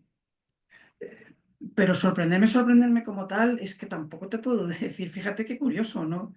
No me habían hecho esta pregunta nunca. Agradezco que me hagas esta pregunta, porque yo no dejo de sorprenderme con las cosas que me consultan y luego la cirugía, ya te digo que aunque hayamos operado 2000 3000 rodillas, es que al final siempre hay algo Ya. que siempre te llama la atención y es lo que me gusta de mi trabajo. La verdad es que eh, no dejo de sorprenderme. Mi frase favorita.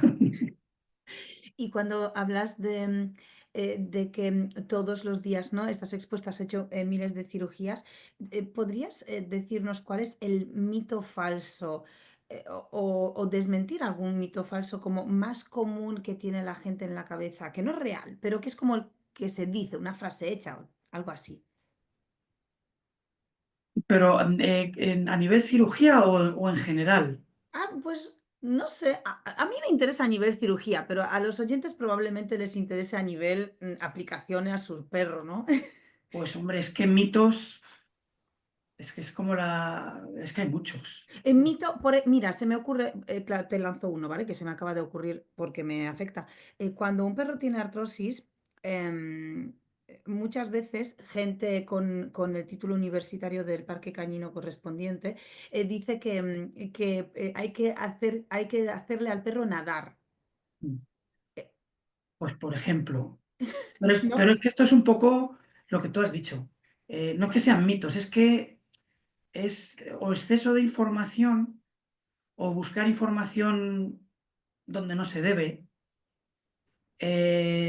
o dar por supuestas muchas cosas, como has dicho. Entonces, a ver, ni a todos los perros con artrosis le va bien la natación, ni a todos los perros con artrosis les van bien los condroprotectores. Eh, ¡Wow! por ejemplo, ¡Wow! claro, Carlos, vaya petardazo, bombazo absoluto. O sea, desmentir este mito falso es ahora alguna claro, gente le ha roto los esquemas. claro, es que a ver. Explícanos eso. Pues una consecuencia final de la enfermedad articular es la pérdida del cartílago. Cuando ya tú tienes un perro en una fase muy avanzada de la enfermedad articular, en la que no hay cartílago, un condroprotector ya no hace absolutamente nada, porque los condroprotectores, llamados así genéricamente, lo que hacen sobre todo es mejorar o conservar el cartílago que queda, Mm, ¿vale? Entonces, si tú le estás dando un control protector puro a un animal con esa fase de la enfermedad, no estás haciendo nada.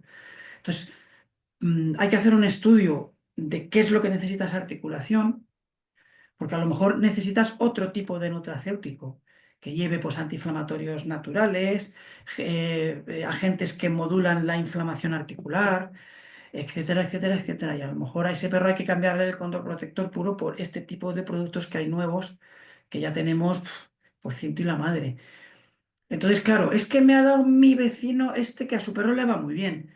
Claro, es que su perro está en fases iniciales de la enfermedad, pero es que al tuyo no le va a ir tan bien. Al tuyo hay que estudiar y lo de la natación lo tiene que estudiar un rehabilitador o una rehabilitadora para recomendarte, ni siquiera yo, porque yo hago el estudio y yo le digo al rehabilitador, pues mira, este perro tiene esto, esto y esto. Y el rehabilitador te recomendarán láser, magnetoterapia, piscina, natación, lo que sea. Pero es a lo que vamos siempre, la especialidad y cada uno en su parcela y sobre todo sabiendo a quién se lo tienes que remitir y estas cosas. Volvemos, ¿ves? Es que todo bailado. Sí. ¿Ves qué bonito es todo esto? La verdad que es chulo porque muchas veces a los profesionales cuando nos hacen preguntas, la, la mayoría de la respuesta empieza por, a ver, depende. Bueno, déjame que te conteste porque sí que me ha venido el mito mundial sobre todo de la trauma, es que mi perro tiene 14 años y tiene mucha artrosis. Pero vale, entonces les digo, pero enséñame las radiografías que te han hecho. No, no le han hecho. Claro, Autodiagnóstico por que edad, un perro probablemente. tenga artrosis por la edad no tiene sentido. Es decir, hay perros con 14 años que no tienen absolutamente nada de artrosis. Anda. Entonces, es decir, la edad no quiere decir, o sea, que tu perro empiece a cojear con 13 años o con 12 o con 10 no quiere decir que ya tenga artrosis porque tiene 10 años, ¿vale? A lo mejor tiene artrosis porque se le ha roto el ligamento o tiene displasia que no ha producido artrosis, que al perro no le ha dolido hasta los 10 años, pero a lo mejor el perro tiene dolor y tú le haces las radiografías y no tiene artrosis. Claro, es que llevo 6 meses dándole condroprotector y antiinflamatorios y el perro es que no mejora. Claro, porque te han puesto tratamiento para la artrosis, pero tu perro no tiene artrosis. Tu perro tiene otra cosa. Oh, Entonces, pues eso es un mito el que mi perro, como tiene 13 años, tiene artrosis.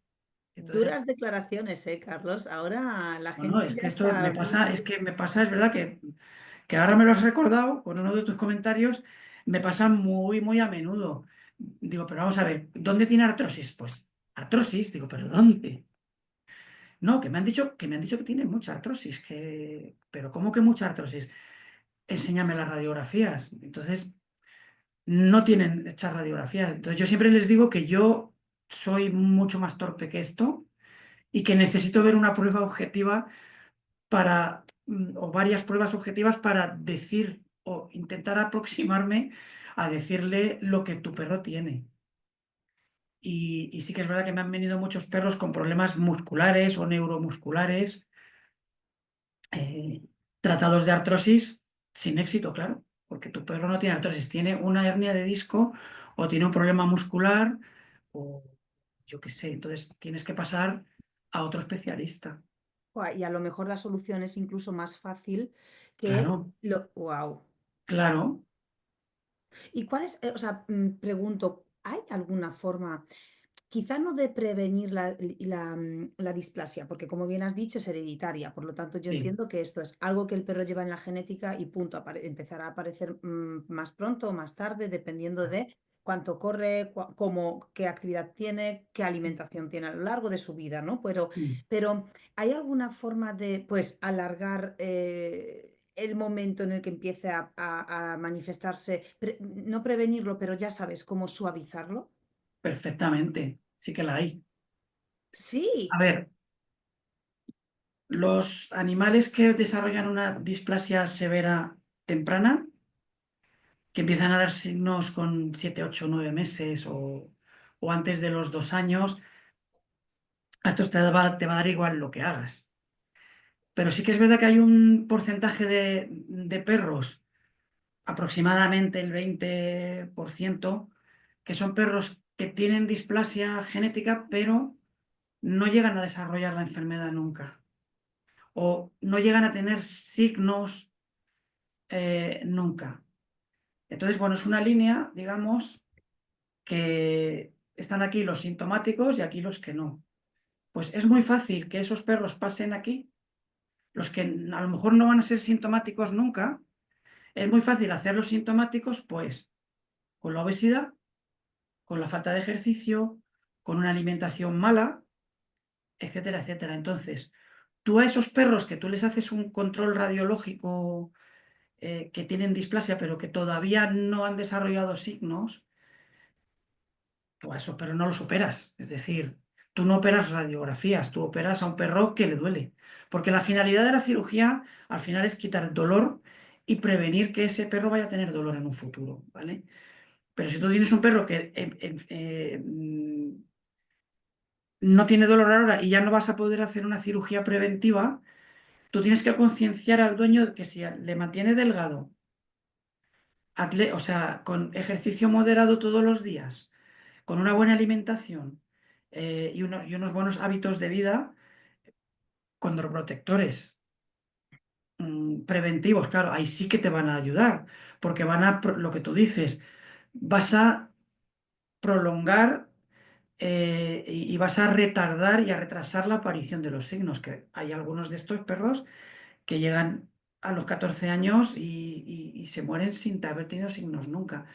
Entonces, eso sí que es una cosa que sí que hay que concienciar a la gente, que para que nosotros tengamos menos trabajo, que de verdad que lo agradecemos, estos perros que hay que darle a todo lo que quiere comer, y esto no es bueno, no es bueno. Y sí que es verdad que con estos hábitos y con este tratamiento conservador, se consiguen mantener a los perros debajo de la línea esta de los asintomáticos que llamamos.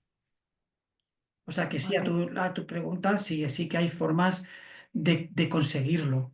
Qué pasada. Por lo tanto, entiendo que recomendamos ahora a las personas que tienen razas de perros por encima de los 30 kilos que vayan a hacer algún estudio o algunas pruebas para entender si es que el perro tiene displasia y en qué fase de displasia está y qué pueden hacer ahora Claro, que se manifiesta para poder atrasar, ¿no?, los síntomas. ¡Wow! exacto. Sí, sí, sí. Esto, bueno, a lo mejor, claro, tú lo sabes y te parece tan normal. Claro, a mí me parece que me acabas de abrir un mundo ahora mismo. Mm.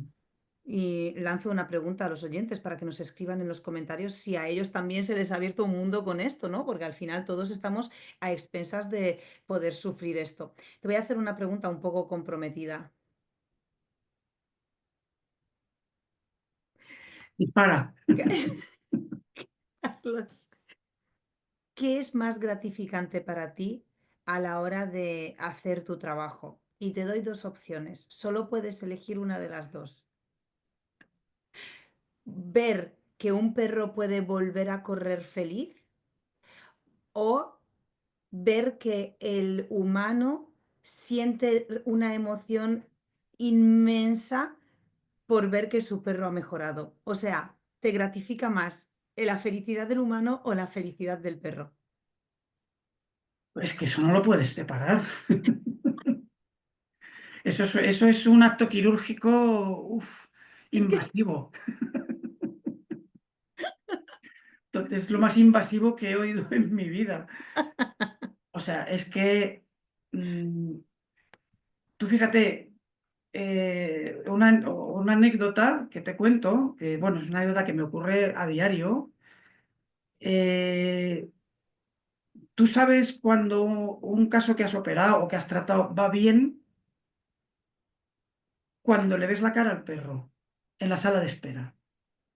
O sea, cuando tú dices, venga, fulanito, pasar a la consulta, cuando ya el perro viene hacia ti, tú viéndole la cara al perro, ya sabes, este va bien. Este no va del todo bien. Pero si tú ves la cara al perro y encima coincide con la cara del dueño, ya está. Ya. sabes que vas a tardar poco en la revisión. El mejor momento del Es día. el mejor momento de tu vida. O sea, es que esto, a ver, nuestra profesión es durilla, ¿eh? Es decir, pasamos momentos complicados porque los casos son complicados, el estudio, la implicación. En nuestra profesión es dura. Pasa que sí que es verdad que es muy vocacional y muy gratificante por esto que tú me dices, por esto que te estoy contando además, porque la inmensa mayoría de las cosas que hacemos al final acaban bien y acaban pasando esto. Luego pasamos por momentos muy duros, pero pasas por momentos duros porque es una profesión que te absorbe mucho, que necesitas muchas horas, es llamadas, lo que tú dices, aguantar también a veces propietarios, aguantar, no me gusta esa palabra, es fea. Sí, pero comprendemos, o sea, O sea, comprendemos. es decir, tienes que lidiar, es que no sé cómo decirlo, no es Ujú. aguantar, pobrecitos míos, que ellos vienen siempre muy preocupados. Pero bueno, sabes que al final hay gente más agradable que otros y al final Sí. también en la sociedad ha cambiado mucho y la gente cada vez es más exigente y al final, pues eso al final es duro porque te absorbe mucho de tu ser y de tu alma y de tu espíritu.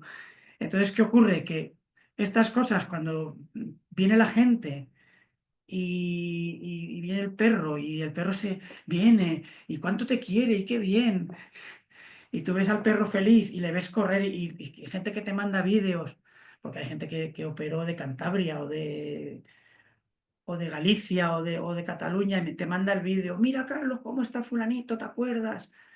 Entonces, claro, a mí eso, vamos, que me pongo así. Pues, Qué, pues qué Pues yo bonito. creo que esto es que no se puede separar de verdad. Es que va unido, porque... Y luego, que los hijos de los propietarios que tratamos cuando abrimos la clínica traigan a su perro y los nietos Venga. de los propietarios, que además a lo mejor se han ido a vivir a otro barrio o a lo mejor viven en otra provincia y vienen. Soy el nieto, ¿te acuerdas de fulanito, el dueño de Menganito? Digo, claro, pues claro que me acuerdo, porque de los primeros casos son de los que primeros te acuerdas. Sí.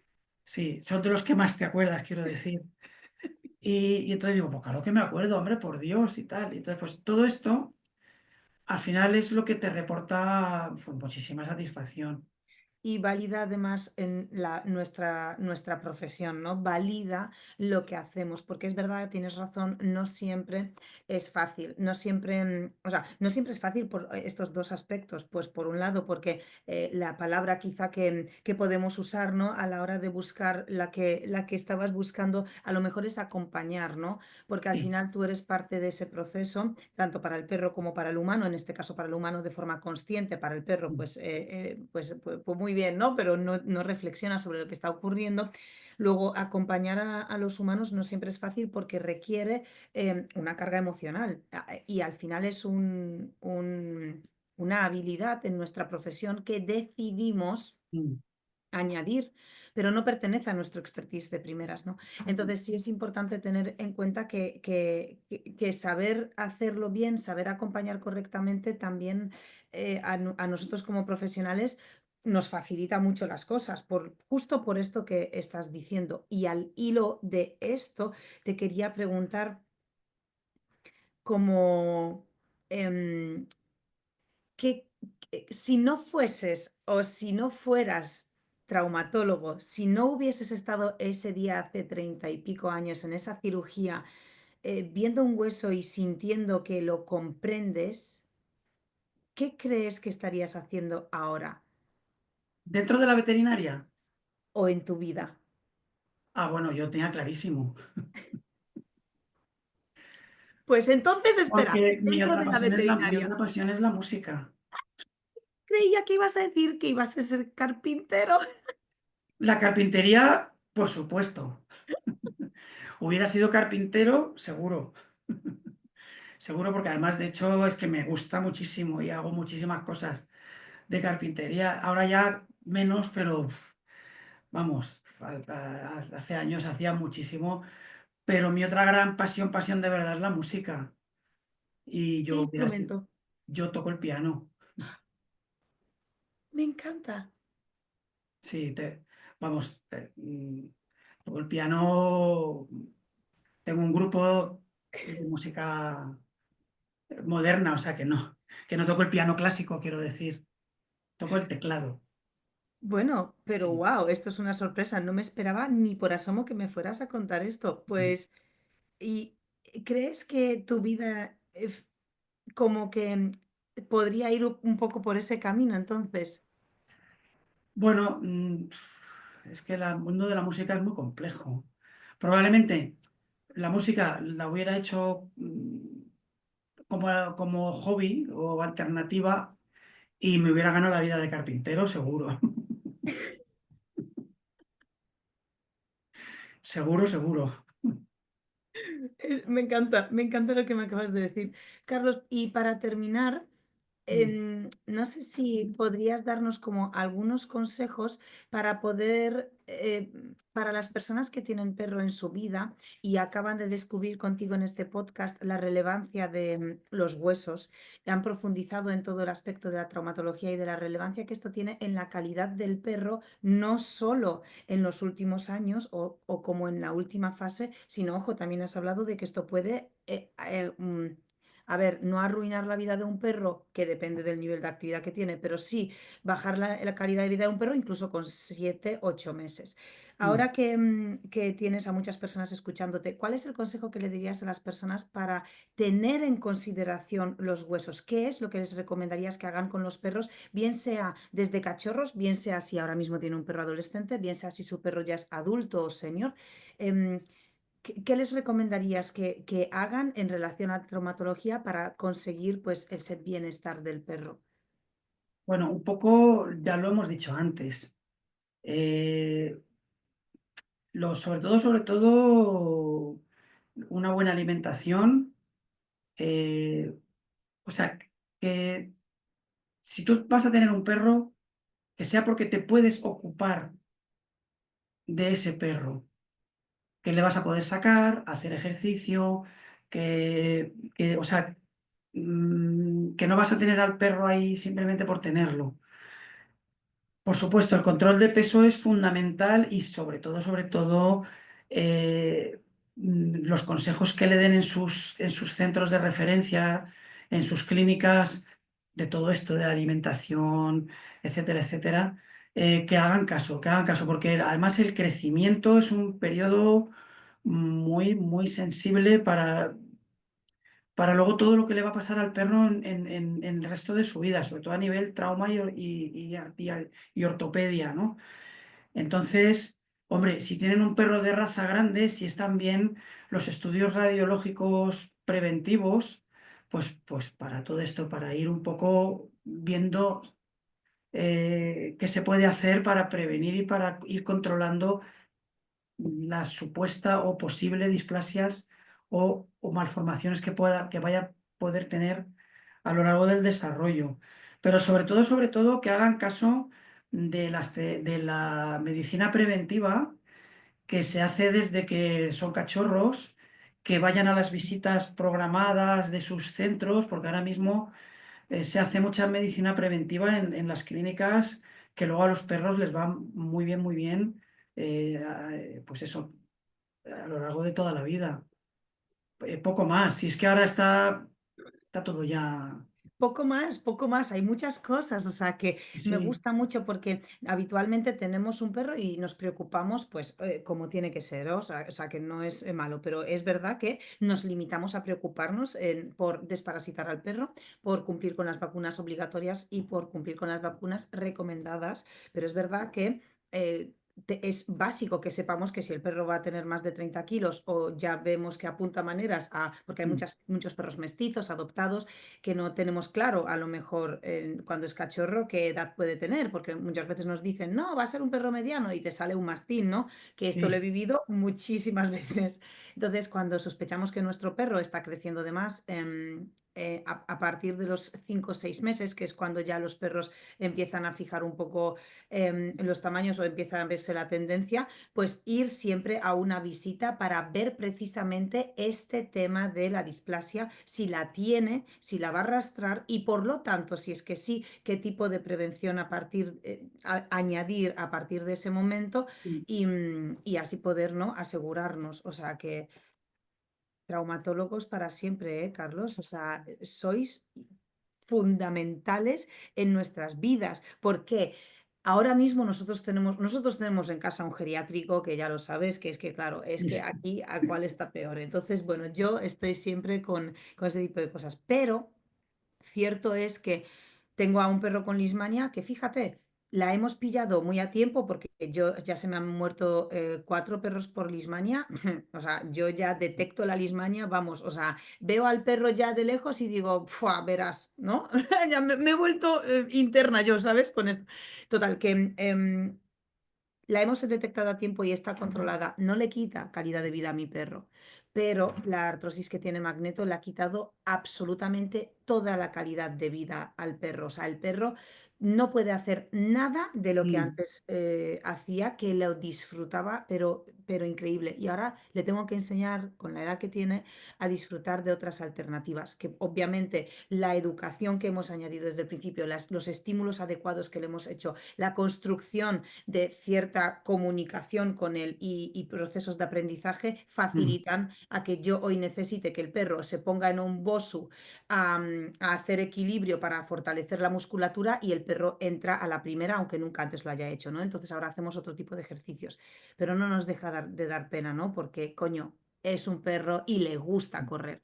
Entonces, sí que animo a todas las personas que vayáis a vuestro traumatólogo si estáis cerca de Madrid o si no os importa hacer un viaje, id a la clínica de Carlos para que os echen un vistazo al perro y os digan qué es lo que ocurre en vuestro perro a nivel de una posible displasia y cómo poder prevenirlo para aseguraros que la calidad del perro va a ser alta el máximo tiempo posible. ¿Qué te parece las conclusiones que he sacado yo aquí en un momento? Impresionante, tal Es cual, es la costumbre, ¿sabes, Carlos? De chapear todo el día, ya como no hago otra cosa. tal cual. Me he quedado, totalmente atónito. No he Así que sabido qué más apoyas, añadir. ¿no? Claro, claro, si al final se resume en confianza con vuestros veterinarios y ya está, y hacer caso y, hombre, y lo que hemos dicho, y lo has explicado muy bien, lo de Magneto, que un perro no es tengo el perro y ya está. Pero hay que tener tiempo para dedicarle. Cada perro tiene unas necesidades, pero el perro tiene que salir, tiene que trabajar la cabeza, tiene que trabajar los olores, la socialización. Tú tienes que tener tiempo para, sobre todo, y ganas de criar y de tener a ese perro a lo largo de toda su vida. Y a lo largo de su vida van a surgir problemas y Muchos. van a surgir cosas que tú vas a tener que ir asumiendo. Y eso es lo que tienes que asumir cuando coges un perro. Y eso es lo que la gente tiene que entender, que yo creo que, hombre, afortunadamente, yo no sé si tendremos mucha suerte aquí, pero aquí la mayoría de la gente que viene está muy concienciada y la verdad es que colaboran muchísimo con nosotros y no sé si es que tenemos suerte o no, pero gracias a Dios cada vez la gente está más concienciada y la gente yo creo que cada vez lo hace mejor. Pero bueno, aún así no está mal que se lo recuerdes y que se lo hayas recordado también. Que la gente que ya está concienciada, fantástico, que ya está ahí, pero aquí también nos gusta mucho pues aportar estos conocimientos o esta información a personas que a lo mejor pues no se han planteado realmente esto. O fíjate, personas que les gusta aprender de perros y escuchan el podcast, pero a lo mejor ahora mismo tienen un perro de 9 kilos y esto no les preocupa, pero quizá dentro de 2 años van a adoptar o van a tener a un perro de más de 35 y se acordarán de esto, ¿no? Y también les servirá para ese momento. Carlos, muchas gracias por todo lo que haces, no solo evidentemente por el podcast de hoy y por todo lo que nos has contado y aportado con tu sabiduría y experiencia, sino gracias por la labor que haces dentro de la sociedad y dentro de, sobre todo, nuestro micronicho de personas que tenemos perros en casa que les amamos y que cuando les pasa algo sufrimos por ellos y muchas veces la frustración viene porque no sabemos a quién acudir para ayudarle al perro. Y personas como tú que estáis haciendo este trabajo y nos facilitáis a nosotros decir, vale, esto es lo que pasa, pero yo tengo esta ayuda, puedo ir a Carlos, puedo decirle, Carlos, por Dios, por favor, ayúdame y que estés dispuesta a hacerlo y lo mejor que se puede, pues para nosotros también es un alivio y nos facilita también pues disfrutar del perro. Así que te agradezco muchísimo la labor y la profesionalidad que tienes y el impacto que estás teniendo en España en el bienestar de los perros, pero sobre todo en nuestra felicidad y ayudarnos a disfrutar de ellos muchos años más. Te volveré a entrevistar, no te vas a escapar tan fácil. Fenomenal. Muchísimas gracias a ti. Un placer. Muchas gracias, Carlos, y hablamos pronto para volver a hablar sobre otros aspectos más detallados sobre tu profesión. Te mandamos un beso enorme. Gracias igualmente. Oye, somos 5 en este vídeo y los 5 estamos aquí para recomendarte el siguiente vídeo, que por cierto es súper molón, igual de molón que este que has visto o más, así que pínchalo para verlo.